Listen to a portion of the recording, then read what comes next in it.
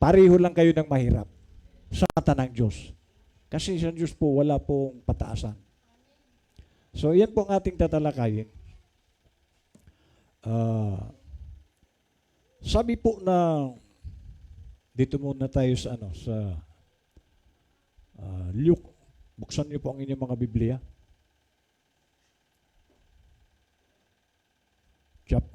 Luke 16. Huwag kang lulundag. Luke 16, verse 10. Basahin ko po ito. Ang mapagtapat sa kakaunti ay mapagtapat din naman sa marami. Ayan, nakita niyo ba? So, yung marami man o kaunti, sa Diyos pantay lang yan. Kaya sabi niya, pag naging tapat ka sa kaunti, magiging tapat ka rin sa marami. Halimbawa, nung ikaw ay, kasi may pagka hindi po tapat ang tao, ay, halimbawa, kung ikaw noon, kasi depende po sa kung ano ang hinawakan mo. Kung ngayong araw o ngayong panahon, ang kinikita mo lang ay sabihin natin 200 isang araw. So magkano yun sa isang linggo? 6 days lang naman eh. 1-2. Ngayon, sa 1-2, magkano ang kay Lord doon? Buong puso mo itong binibigay. Ngayon, kapag ka naging tapat ka, si Lord ay rewarder. Pag naging tapat ka, gagawin niya yan na hindi na 200. Baka 500 na. Di ba? So, magkano ng pagbayan sa 6 days? 3,000. Okay. Magkano kay Lord noon? 300. So, habang nagiging tapat ka, ang reward ni Lord hindi mawawala.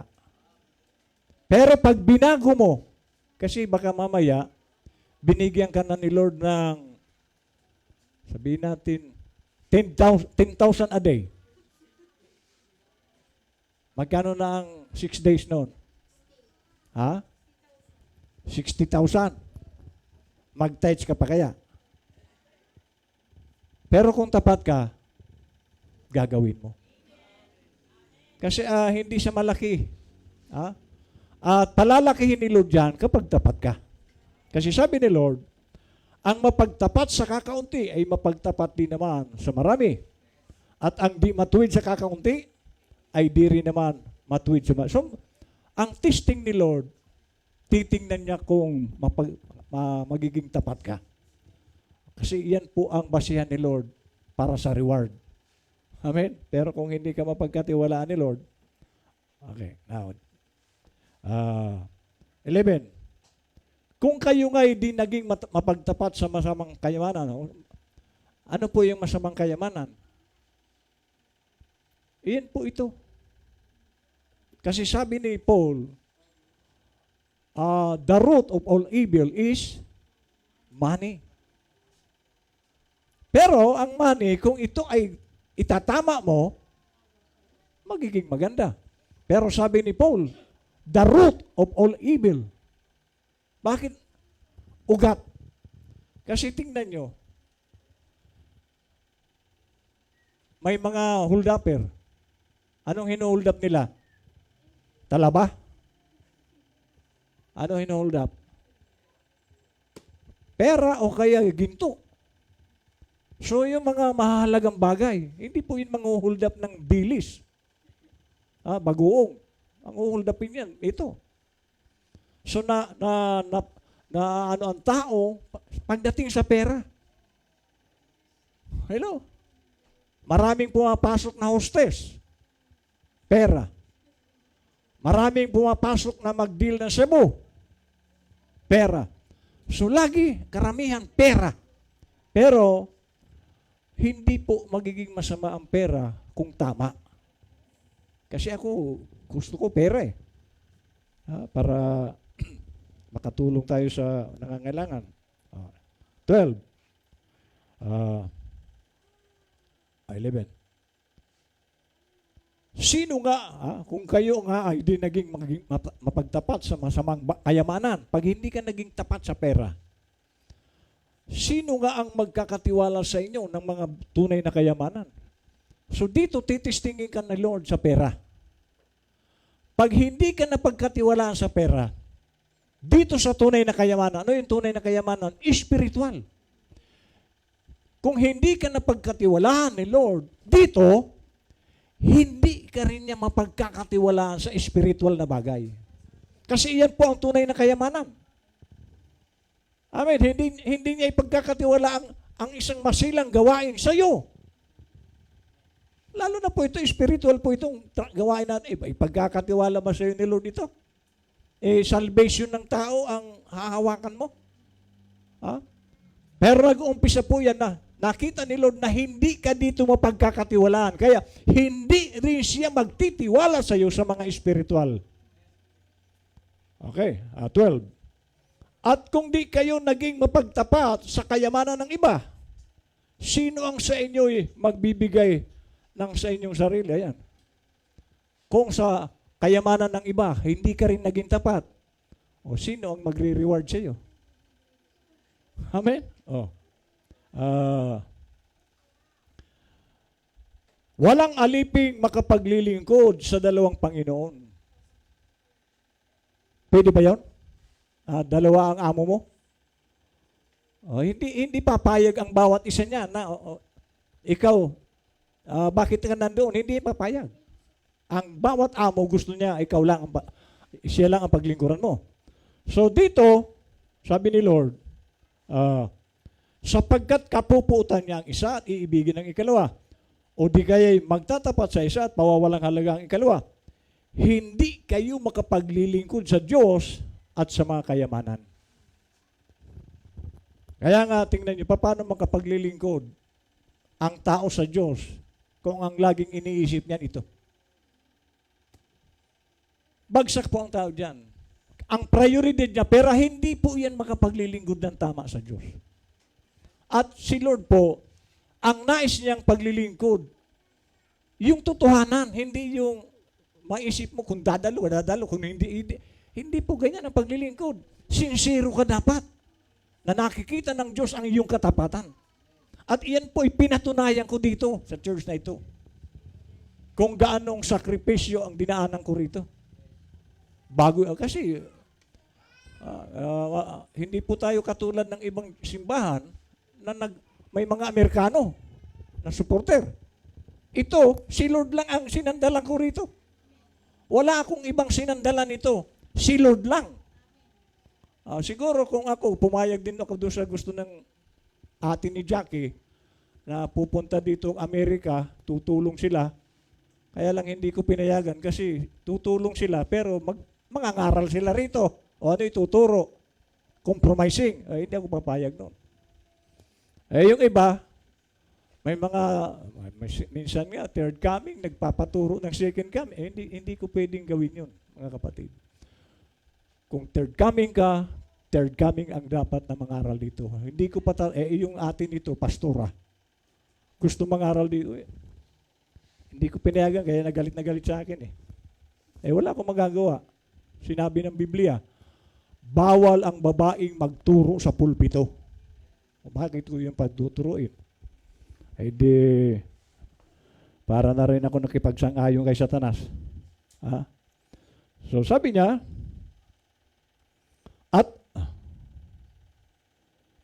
at ang mga parisyo na pawang maibigin sa salapi ay nangakikinig ng lahat ng mga bagay na ito at siya tinutuyan nila. So nagalit yung mga parisyo sa aral ni Lord.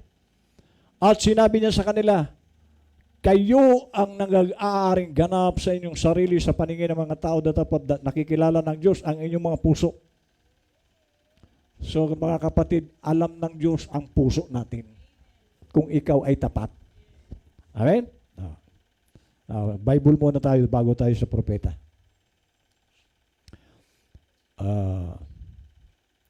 Dito po sa Matthew 7. Matthew 7, verse 13. Tingnan niyo po ang sinasabi.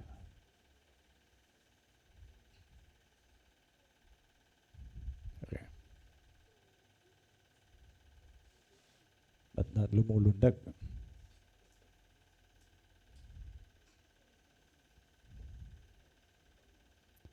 Verse 13. Ito po ang sabi ni Lord ng Bible. Kayo'y magsipasok sa makipot na pintuan. So, sinabi ba ni Lord na ang pinto ang pasukin nyo malaki? Ano po yung salitang makipot? Ha? Maliit lang. Kaya kung papasok ka sa pintuan na yon at mayroon kang isang kahang sigarilyo sa bulsa mo, sasabit yan. Hello? Doon sa nais ni Lord na pintuan, hindi ka makakapasok doon. Lalo kung may hinibra ka sa bulsa, sasabit ka ron. So kaya sabi niya, kayo'y magsipasok sa makipot na pintuan, sapagkat maluwang ang pintuan at malapad ang daang patungo sa pagkakapahamak. So yung maluwag na daan, kapahamakan. Pag sinabing maluwag kasi, walang hindi. Pwede ang inom, pwede ang sigarilyo, pwede ang babae, pwede sugal, pwede ang burluloy, pwede make-up, lahat pwede. Pwede magpantalo ng babae, pwede magbistida ang lalaki. Yun po yung maluwag, walang bawal. Sabi ni Lord, huwag kayong papasok diyan sa maluwag. Dahil kapahamakan yan. Okay? Nawalam natin ang pintuan si Lord. So, anong klaseng pintuan si Lord? Marami pong bawal kay Lord. Pero sabi ko nga, ano ba ang mahirap sa ipinagagawa ni Lord? Wala po akong makitang mahirap eh. Puro magaan ang pinagagawa ni Lord. Pagsimba, mahirap ba magsimba? Kasi itong nais ni Lord, fellowship, sabi nga kanina, gathering. Mahirap ba ito? Mahirap ba maging tapat? Pero mas mahirap pa ang pinagagawa ni Satanas. Ano yun? Pumatay ka ng tao. Mahirap yun. Makukulong ka. Ano pang mahirap? Magsyabo. Magbisyo. Mahirap po yun. So kaya sabi rito, marami ang doy nagsisipasok sa maluwang na daan. Walang bawal kasi. Sabi niya sa 14, sapagkat makipot ang pintuan at makitid ang daang patungo sa buhay at kakaunti ang nakakasusumpong noon. So yung daan na makipot, kaunti lang talaga dyan ang makakapasok. Kasi marami pong bawal dyan si Lord. Mga bagay na ayaw ni Lord. Pero, kung diyan ka naman papasok, buhay na walang hanggan. Si brother, biyanan ni brother Badong, nung marinig yung sabi kong buhay na walang hanggan, nabuhay siya eh. Ayaw nang mag-absent eh. So sabi niya, kakaunti lang ang nakakasumpong. So ang nais ni Lord, maliit lang. Hindi po malaki. Amen. Punta pa tayo dito sa chapter 11. Verse 11. Sabi po ng Panginoon, katotohanang sinasabi ko sa inyo, sa gitna ng mga ipinanganganak ng mga babae ay walang lumitaw na isang dakila kaysa kay Juan Bautista. Gayunman, ang lalong maliit sa karya ng langit ay lalong dakila kaysa kanya. So, ang tanong, sino ba si Juan Bautista? Nasabi ng Panginoon, wala na daw greater kay Juan. Sino ba si Juan? Lumitaw si Juan doon sa Israel, ang damit, balat ng hayop, hindi kilala. Tapos ang pagkain niya, yung pulot. So, anong klaseng lingkod, anong klaseng tao si Juan? Napakababa. Pero sabi ni Lord, wala nang kasing dakila. So, hindi po ito ang maging dakila ka sa harap ng tao. Dapat dakila ka sa harap ng Diyos. At sabi ni Lord mismo, wala nang hihigit pa kay Juan. Sino si Juan? Isang napakaliit lang na tao, hindi kilala. Pero sa mata ng Diyos, siya yung pinakadakila. Kaya sabi ito, meron pang dakila. Kaysa kay Juan. Gayunman, ang lalong maliit sa kaharian ng langit ay lalong dakila kaysa kanya. Dakila na si Juan, pero meron pang mas dakila kay Juan. Sino? Yun daw mga, gayon man, ang lalong maliit sa kaharian ng langit ay lalong dakila kaysa kanya. Ikaw ba ito? O ikaw ito? Sa mata ng Diyos pag ganito ka, wala kang kwentang tao. Dahil ang may kwenta kay Lord, yung mababa. O ang ating propeta, ang mga apostol, ano ba pinag-aaralan nila? Hello? Si Pedro, hindi alam isulat ang pangalan. Pero naging number 1 sa mga alagad. So hindi po tumitingin si Lord na nag-aral ka, marami ka. Doon sa langit, hindi po hahanapin ng Diyos ang diploma mo. Hindi yan ang hahanapin niya. Ang hahanapin niya doon, gaano ka ba nagpakababa nung ikaw ay nasa lupa? So ang hinahanap ni Lord na tao, yung humble siya. Kasi pag hindi ka humble, isa lang ang pwede mong puntahan. Hambog. Kung hindi ka humble, sigurado hambog. Taas. So nais kong makita natin ito na ang pupunta doon sa kaharian niya, nagpakababa. Amen. Next. Verse 25. Sa 11 pa rin.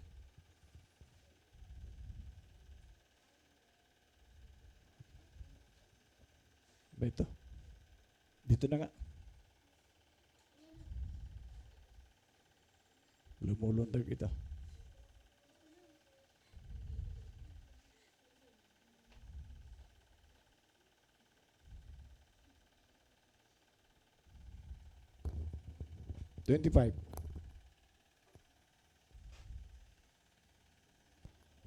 Nang panahong yaon ay sumagot si Jesus at sinabi, Ako'y nagpapasalamat sa iyo, O Ama, Panginoon ng langit at ng lupa, na iyong inilihim ang mga bagay na ito sa mga pantas. Ano yung pantas? Matatalino. So, yung salita ng Diyos, nakalihim po ito sa mga matatalino. Ayan, at matatalino. At ipinahayag mo sa mga sanggol. Kanino nagre-reveal si Lord? Hindi po sanggol na katulad niya na hawak-hawak ni Pimpim. Ang sanggol po dito, kasi tinan nyo, ang sanggol. Meron na ba kayo nakitang hold-upper na sanggol? Nagsisigarilyo na sanggol? Naglalasing? Ang mga sanggol po dito tinatawag sa Bible, mga inosente. Hindi sila sa kasalanan. Yan po ang sanggol. At doon po nagre-reveal si Lord. Sabi niya, taas. Oo nga, Ama, sapagkat gayon ang nakalulugod sa iyong paningin. So natutuwa pala si Lord sa sanggol. Sino yung sanggol? Sila yung mga inosente. Innocent. Ang lahat ng mga bagay ibinigay sa akin ng aking ama at ang sino ay hindi nakakakilala sa anak kundi ang ama at ang sino ay hindi nakakilala sa ama kundi ang anak at yaong ibiging pagpahayagan ng anak. So hindi po basta-basta nagpapakilala si Lord.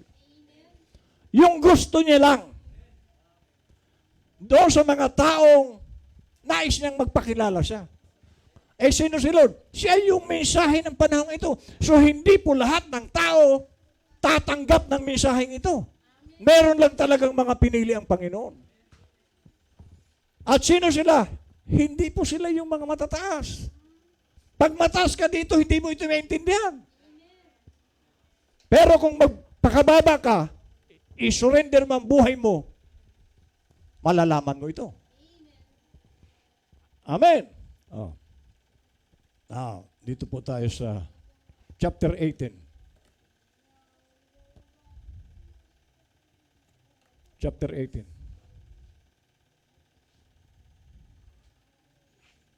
Matthew 18. Ayaw.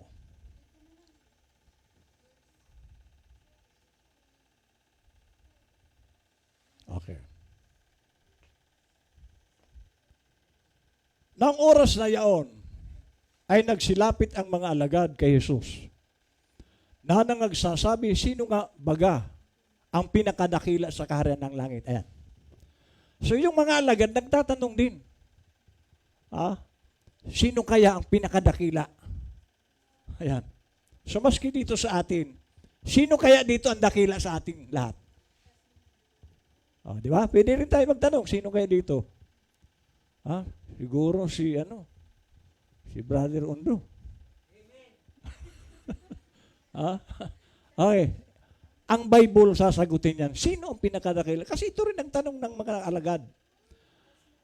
At pinalapit niya sa kanya ang isang maliit na bata at inilagay sa gitna nila. So para sagutin ang tanong ng mga alagad na kung sino ang pinakadakila, kumuha si Lord, pinalapit niya ang isang bata at inilagay sa gitna nila. At sinabi, katotohanang sinasabi ko sa inyo, malibang kayo'y magsipanumbalik at maging tulad sa maliit na bata, sa anumang paraan ay hindi kayo magsisipasok sa kaharian ng langit. Kung hindi nyo anya tularan ito, hindi kayo makakapasok. Anong mas tutularan? Magbabata-bataan din ako? Mag-ano rin ang lulipap? Magpipiko? Step? Iyan ba ang nais nating pag-unawa? Sabi rito kasi sabi ni Lord, kung hindi nyo tutularan itong bata, hindi kayo papasok sa kaharian ng langit.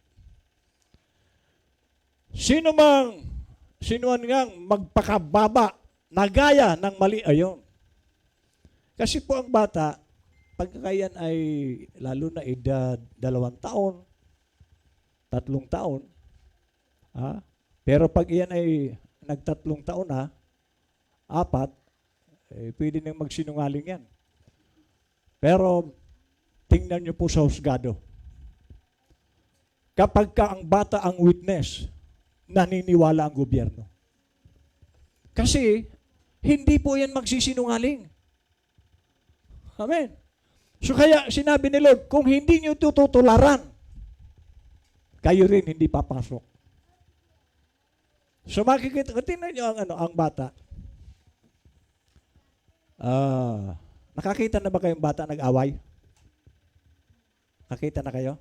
Nag-away na bata? Marami, di ba? Kung ang magulang may utak, hindi sila makikialam. Kasi may mga magulang na nakikialam sa away ng bata. Ang bata nag-away ngayon. Mamayang konti, bati na. Iyan po ang puso ng bata. Hindi sila nagtatanim ng galit. Kaya sabi ni Lord, kung hindi nyo tutularan, hindi kayo papasok sa langit. Kasi maraming tao, pag nagalit, sabi hanggang sa magpantay ang pako, hindi kita patatawarin. Marami pong ganyan.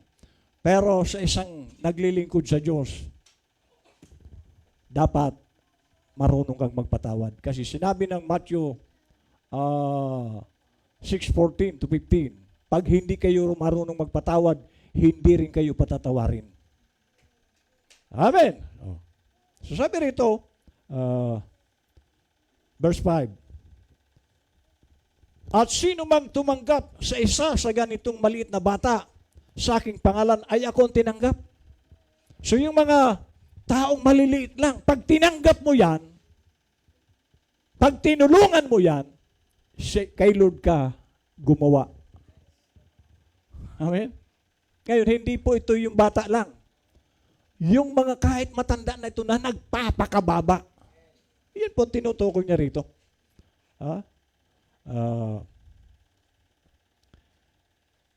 Datapwat, sino mang magbigay ng ikatitisod sa isa sa maliliit na ito na nagsisisampalataya sa akin ay may nabangin pa siya kung bitinan ang kanyang liig ng isang malaking batong gilingan at siya ilubog sa kalalaiman ng dagat na yun. Pag ikaw ang magiging dahilan ng pagkakatisod, katulad ng mga bisita natin, ng mga pastor pa naman, hinati ang church. Ang laki pong sagutin. Ang sabi ni Lord, ang pinakamababang parusa sa kanya ay bitinan ang kanyang liig ng isang malaking batong gilingan at siya ilubog sa kalaliman ng dagat. Kapag po tayo ang pinagmumulan ng kinatitisura ng tao, kaya nga sa atin, dapat ingat tayo. Sa halip na katitusuran ka, maging pagpapala ka ng kapatid. Amen? Kaya pagdating dito sa 7, sa aba ng sanglibutan dahil sa mga kadahilanan ng pagkakatisod sapagkat kinakailangan dumating ang mga kadahilanan na tapat sa aba ng taong yaong panggagalingan ng kadahilanan. Ayun. Ayun ay ang pagkakamali o kasalanan ay lahat naman tayo dumaan dyan. Pero ang mabigat kay Lord, yung ikaw ang pinagmumulan ng kasalanan na nahahawa mo ang tao. Kaya nga kung tayo po ay ipakita natin kay Lord na talagang nabago ka na. Kasi, bakit po maraming natitisod? Maski dyan sa kapitbahay nyo, kung merong nakikita ang tao sa iyo na hindi tama, paano mo mapapaniwala ang kapitbahay mo? Nakikita ka. O akala ko ba niya, membro nila ba lang yan? Pastor Rudy, dinamay mo pa ako. Natitisod sila dahil sa nakikita mo. Ang laking sasagutin mo kay Lord yan, na nakikita ang pagkatao mo.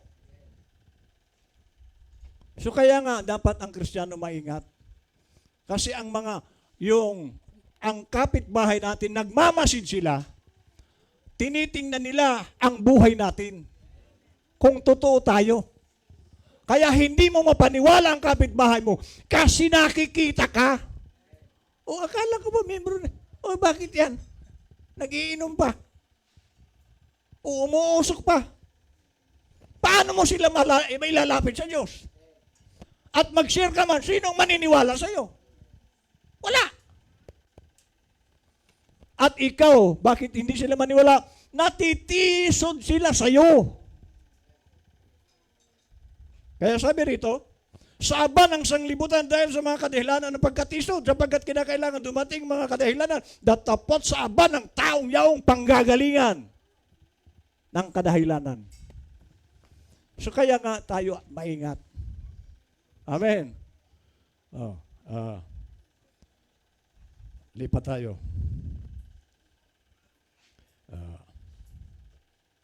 Verse 12. Ano ang akala ninyo? Kung ang isang tao ay may 100 tupa at maligaw ang isa sa mga yaon, hindi baga iiwan niya ang 99 at pasa sa kabundukan at hahanapin ang naligaw? O tingnan niyo ang Panginoon. Sa 100 daw na tupa, mas pinahalagahan niyo yung isa na nawawala. So bakit yung 99, wala nang problema yun eh. Katulad ng ang mga anghel po sa langit, iniwan ni Lord doon, bumaba. Ang tanong, wala bang kahalaga ang mga anghel? Mahalaga, pero maayos sila doon. At ang 99 tupa na ito, nasa maayos. Ang hinahanap niya, yung nag-iisa na mapapahamak. Hindi po yung dami. Isa lang ito na nawawala. Ganyang kahalaga tayo kay Lord. O, kita nyo ang buhay ni Brother Alvin. O, kung titingnan natin si Brother Alvin, ano ba ang trabaho mo talaga, Brad? Hindi ko maintindihan kung ano trabaho mo eh. Farmer ka? Pero bakit ka nandun sa bukid? Farmer yun, di ba? Pero gumagawa ka ng bahay. So, sino si Alvin? Maliit lang. Pero bakit ganun na lang ang proteksyon niya kay Alvin? So, hindi po tinitingnan dito ng Diyos kung sino tayo. Ang tinitingnan niya, yung relasyon mo sa Diyos. Lagi naka-duty yan. Yung Diyos, kasi baka tayo po ay ang pananaw natin, sino ba naman ako? Hindi naman ako katulad ng iba dyan na nagpipreach. Hindi ako katulad ni Pidel, humahayo. Hindi naman ang dyan eh. Ang mapasaya mo si Lord, pagising mo sa umaga, nagpupuri ka. Nagpupuri ka ba, Brad? Yun. Nananalangin ka sa iyong kapwa kapatid. Masaya na si Lord doon. Pero kung puro pansarili, hindi siya saya si Lord. Kasi living for others, ang eternal life is living for others. Amen. At kung mangyaring masumpungan na niya ang katotohanan sinasabi ko sa inyo, na magagalak ng higit dahil dito kaysa siyam na hindi nangaligaw. So pagka ikaw ay naligaw at naligtas, kaya nga si Sister Marilyn. Sister Marilyn. Tuwang-tuwa ang Panginoon na naligtas ka. Napakahalaga kay Lord ng kahit isang kaluluwa. Bakit? Ang halaga, sabi ng propeta, ang halaga mo is 10,000 world. Itong daigdig natin, iisa lang ito. Ang kaluluwa mo, 10,000 mundo. Ganyan kamahal ang kaluluwa.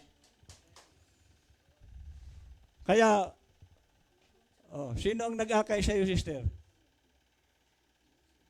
Sino nagpunta sa bahay mo para akayin ka? Sino?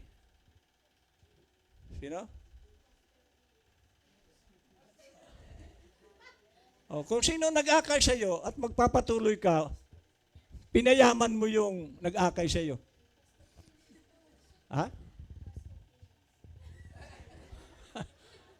Felix, Pastor Felix. Bunga ka ni Felix. May kayamanan si Felix na 10,000 world. Dahil nadala ka niya kay Lord. Felix, balatuhan mo ako. Okay. Konti pa. Dito po tayo sa chapter 20. Verse 20. Ito po ang sabi ni Lord.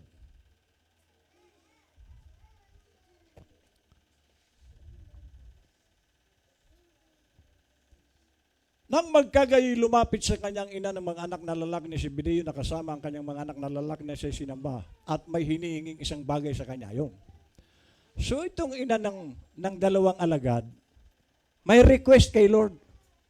Ano kaya ang request? At sinabi niya sa kanya, anong ibig mo? Sinabi niya sa kanya, ipag-utos mo na itong aking dalawang anak ay magsiupo, ang isa sa iyong kanan at ang isa sa iyong kaliwa at sa iyong kaharian. So, ang nais ng ina ng mga dalawang alagad, Lord, ipag-utos mo na yung dalawa kong anak pagdating sa kaharian mo, yung isa sa kanan. Yung isa sa kaliwa. Galing ano? Para bagang, ang hinihingi nitong, na ito, yung isa, Senate President. Yung isa, sa House of Representatives. Ang galing ano? Okay.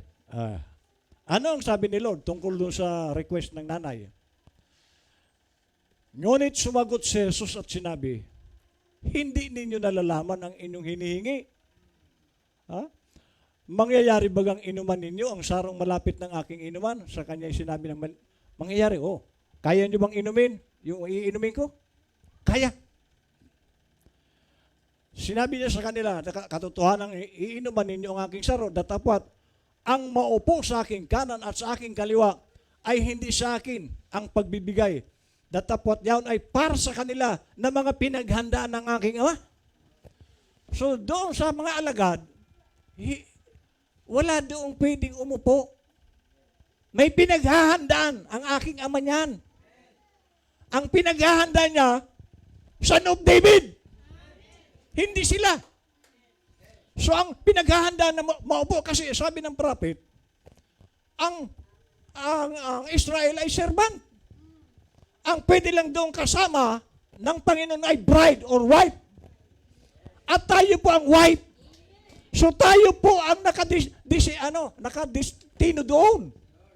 Hindi sila, hindi mga Hudyo. So sabi niya rito, datapwat yaon ay para sa kanila na mga pinaghandaan ng aking ama.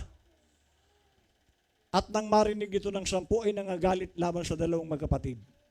Datapwat sila ay pinalapit ni Jesus sa kanya at sinabi, nalaman ninyo na ang mga pinuno ng mga hintil ay ng Panginoon sa kanila at ang kanilang mga dakila ay nagsisigamit ng kapamahalaan sa kanila. Sa inyo hindi magkagayon. Hindi ganon. Hindi ito politika. Kundi ang sino mang mag-ibig na dumakila sa inyo ay magiging lingkod ninyo. So sino man daw dito ang gustong maging dakila, maglingkod, maging servant. At sino mang mag-ibig na maging una sa inyo ay magiging alipin nyo. So ang tinitingnan nilo dito, yung handang maging servant, hindi yung pinuno. Yung pagiging puno dito po yan sa mundo. Senate President, House, Representative. Hindi, may tawag doon sa Speaker of the House. Dito yan sa mundo. Pero kay Lord, kung gusto mong itaas ka, bumaba ka.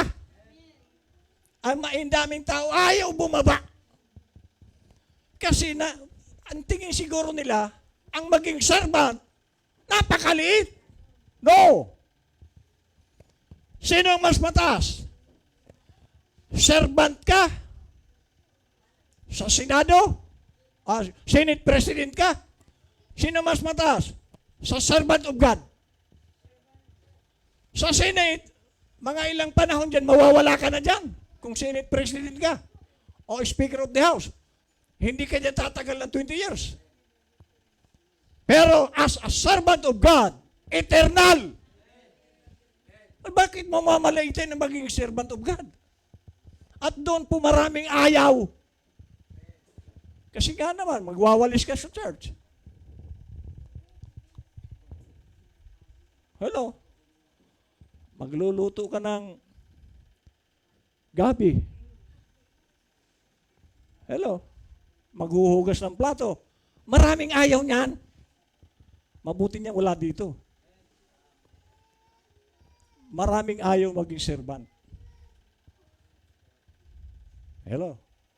Pero sa mata ng Diyos, iyan ang pinakamataas. Ang servant of God. Hindi yung Senate President. Hindi yung manager. Hindi yung din ba? Sa school. Hindi yan ang mataas kay Lord. Sa langit, wala pong diplomang hahanapin. Ang hahanapin doon, naging servant ka ba ng Panginoon? Akala natin siguro, Ah, naalala, naalala ko, kwento lang ito. May mag-amo na pareho silang born again, isang church nila. Eh, yung isa, siyempre katulong lang yon, utos-utusan. Oh, yung amo. Ngayon, sabay silang namatay. Ha? Ngayon, mayroong bahay yung yung servant niya. Ang laki. Mansion. Ngayon, yung mayaman, saan kaya dito ang bahay ko? So, nagpasama sa anghel. Anghel, samahan mo ako sa bahay. Anong numero ng bahay mo? Ito. Ha? So, sinuwahan. Nadaanan yung katulong niya. Wow!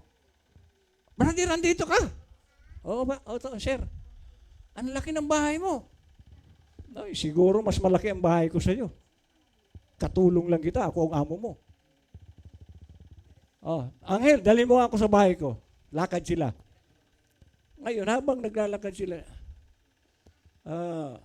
bakit papaliit ng bahay dito?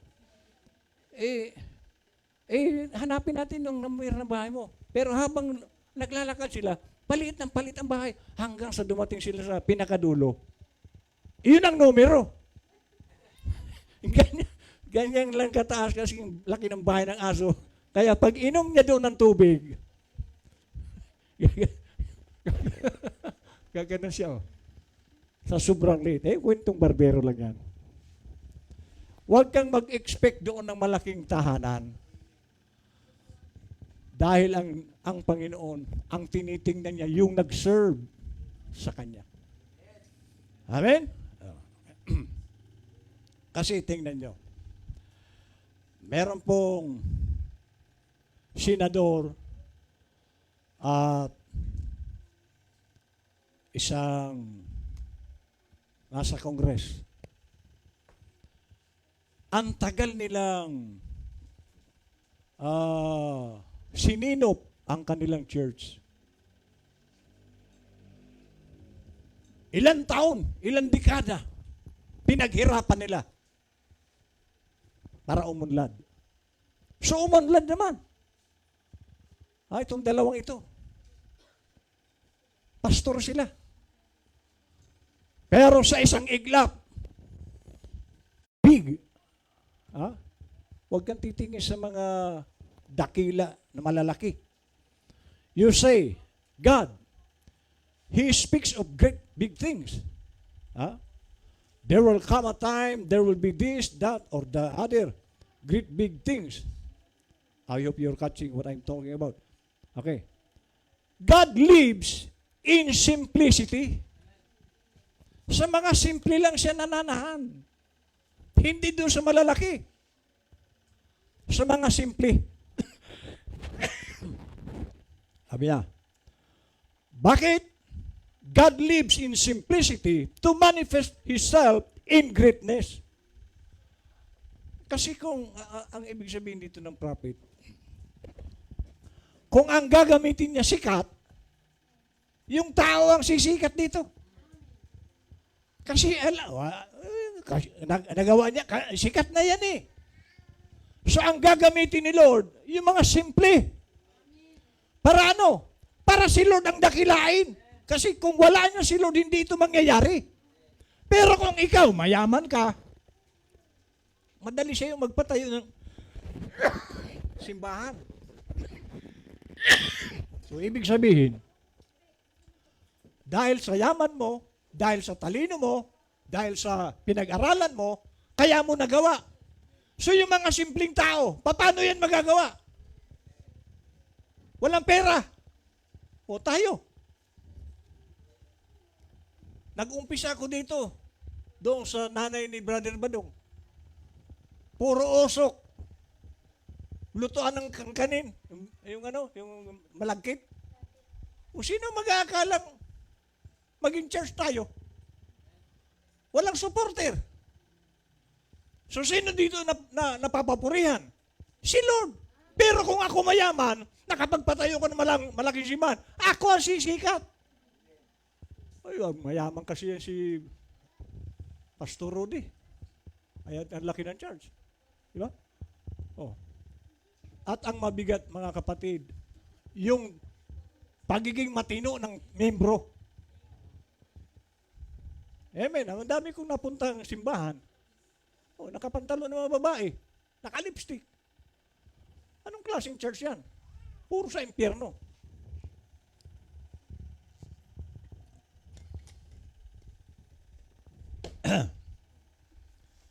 Amen. God lives in simplicity to manifest Himself in greatness. What makes Him great? Because He can simplify Himself. So kaya naging dakila si Lord sa pagiging simple niya. Amen?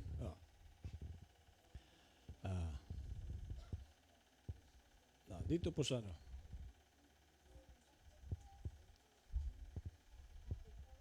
From that time. But you can't do anything too little but what Jesus will see it. No matter where it is, what it is, any little testimony or display of loyalty to Jesus. He knows the sparrow that falls into the street. He knows the very thoughts of the heart. The Bible said that He knew the sparrows that fell in. So, hindi lamang itong mga ibon ang alam ni Lord. Alam niyo ba itong ipil-ipil? Yung ipil-ipil. Pag bumagyo, maglalaglagan ang dahon yan. Sabi po ng Bible, bago yan dumapo sa lupa, bilang ng Diyos.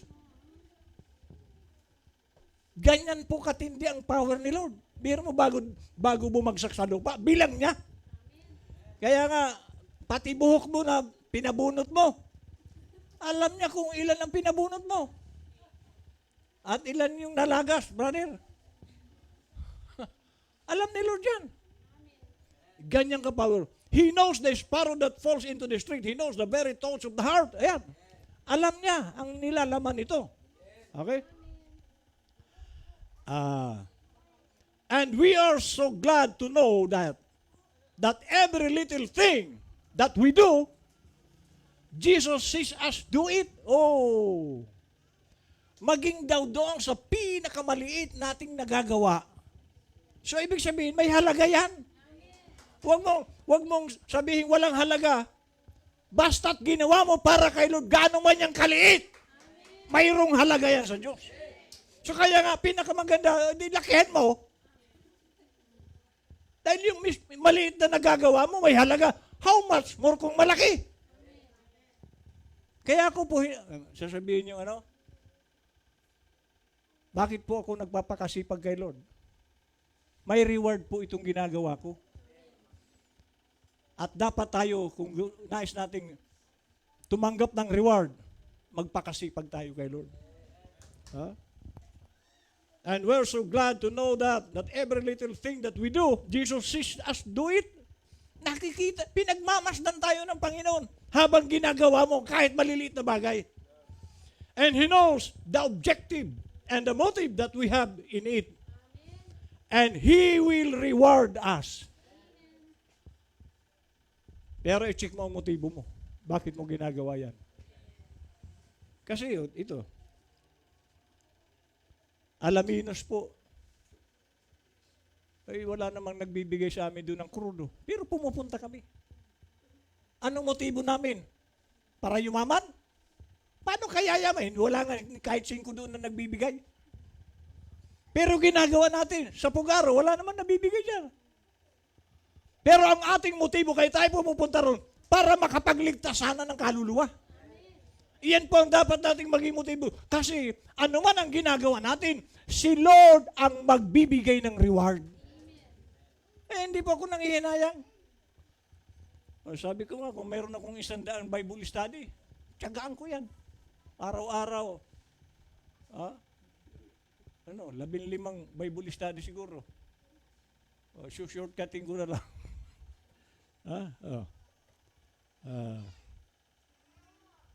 Ito, Matthew 25:40.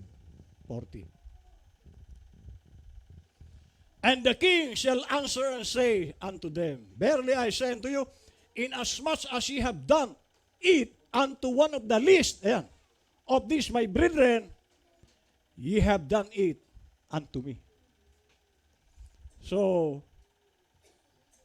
ano man daw mga bagay na ginawa mo sa mga maliliit, sa akin nyo yung ginawa. Amen? So kaya yung karugtong nito, nandiyan ba? Yung 42, verse 42, kapag napainom mo ang lingkod ng Diyos, kahit malamig na tubig lang, may reward po yan. Maliit lang na bagay yan. Pero may reward yan. Tubig lang yan, ha? O, hindi, lalo na kung aros kaldo yan. Yung tubig nilagyan mo ng malagkit, tapos may konting manok. Kahapon, si Jackie, kumain ka na. Hindi ako kumikibo. Kain ka na. Sandukan kita. Hindi ko sinabi sa kanya, kumain na. Brad, mas malaki ang laman nun. Hindi lang aros kaldo yun. Bangus yun. Bawat ginawa mo sa mga lingkod ng Diyos, kay Lord mo yung ginagawa. Amen. Kaya nga, halimbawa, hahayo na naman si pastor. Brother Lindo, yung ating mission sa Manila. Magmi-mission kami ni Dindo. Ano ang papel mo dyan sa mission? Pag-pray na lang kita, pastor, na sana may magbigay sa iyo ng pamasahe mo. Okay naman. Di ba? So tayo po ay hahayo. So kaya kung ikaw ay gusto ring humayo, kahit na magpahinga ka na, pahayuin mo na lang si pastor. Amen? Alam mo na kung anong gagawin mo. Okay? So, nakita niyo ba? Kasi mga kapatid, ang ginagamit po ni Lord, yung mga maliliit lang. Nakita niyo si David? Si David. Si David, bata, sabi ng Bible, ang kalaban higante at bihasa sa gera. Natakot nga yung hari ni David. Nanginginig, ayaw lumabas. Kaya sabi nung higante, Oy, duwag! Pinagtatawanan ng Israel. So, nung dumating si David, sino ba ito? Hintayin mo ako. Pupugutan kita ng ulo. Bata! Hinarap niya! Anong nangyari nung kay Goliath? Isang bato lang. Pa! Bagsak. Kinuha ni David yung itak ni Goliath. Pinutol ang ulo. So ang pumatay sa kalaban nila, bata. Hindi yung mga matitikas sa Israel. So makikita nyo ang ginagamit ni Lord, yung mga simpleng tao lang.